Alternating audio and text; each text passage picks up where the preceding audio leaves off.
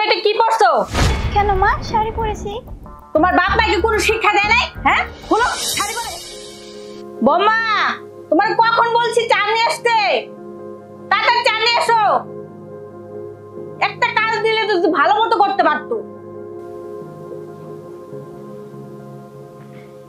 এই নেন মা আপনার চা। এক কাপ চা আনতে তোমার এত দেরি হয়? সারাদিন বাসা বসে কি করো তুমি? হ্যাঁ আম্মা, আমি একটু কিচেনে কাজ করতেছিলাম। আমি কি কিছু বুঝি না?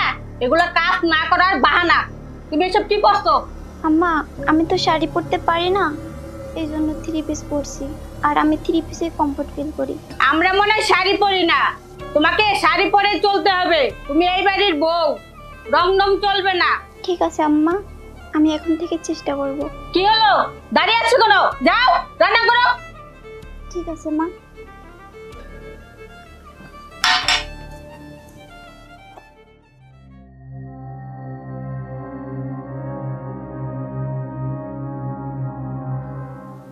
কিরে তুষার?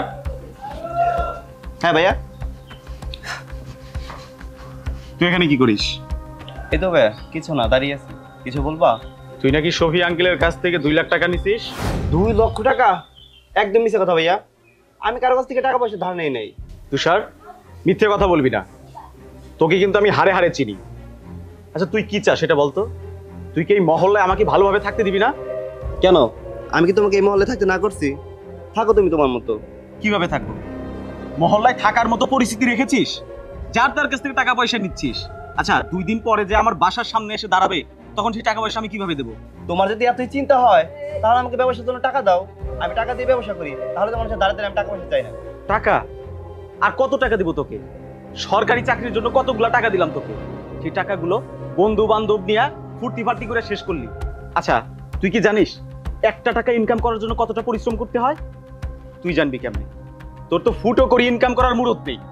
আমি জানতাম তোমার এই ডায়লগ দেওয়া ছাড়া আর কোনো কিছু করার মুরাদ নাই। একটা কথা কান পরিষ্কার করে শুনে রাখ তুষার, তোর এই টাকা পয়সার জন্য যদি কেউ আমার কাছে আসে না, সেদিন বুঝবি তারিকুল কি জিনিস। আরে যাও যাও, তোমার আমার চেনা আছে। আমার 18 টাকা বিলটাই নষ্ট করে দিল।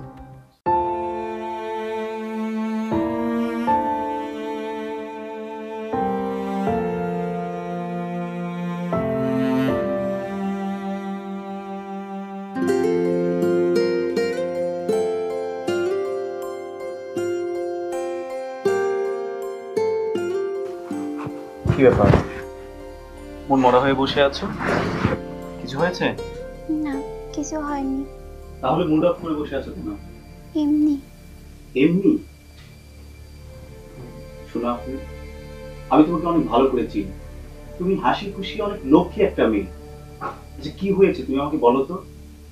মা কিছু বলেছে? মা আমাকে শাড়ি পরে থাকতে বলেছে। আচ্ছা তুমি তো জানো আমি শাড়ি পরতে পারি না। ও, তুমি এটার জন্য মন খারাপ করেছো? আরে বোকা, শুনো তাহলে, মা সেকালের মানুষ, সেকালের মানুষজন এই শাড়ি চুড়ি এগুলা পরেই থাকতো। আর তিনি মনে করেন ঘরের বউদের শাড়ি চুড়ি এগুলা পরেই থাকতে হবে। শুনো, তুমি মন খারাপ করো না, দেখবে আস্তে আস্তে মা সবকিছুই বুঝতে পারবে, সবকিছু ঠিক হয়ে যাবে। সত্যি বলছো? সবকিছু ঠিক হয়ে যাবে তো? আরে হ্যাঁ, সব ঠিক হয়ে যাবে। সত্যি বলছো? আমি মিথ্যে বলেছি কখনো তোমার সাথে? আচ্ছা ঠিক আছে, তুমি বসো, আমি তোমার জন্য চা নিয়ে আসি। ঠিক আছে, আমি ফ্রেশ হয়ে নিচ্ছি।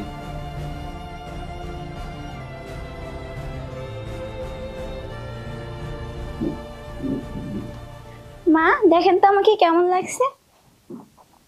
তুমি এটা কি পরছো? কেন মা শাড়ি পরেছি। তোমার বাপ মাকে কোনো শিক্ষা দেয় নাই? হ্যাঁ, খুলো শাড়ি পরে। এভাবে কেউ শাড়ি পরে? খুলো। কি করছো খুলো বলছি। মা, তুমি সব কি করছো?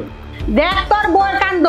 ওর বাপ মাই মনে হয় ওরে কোনো কিছু শিখায় নাই, খালি আমাদের গাড়ির উপরে চাপাই দিছে।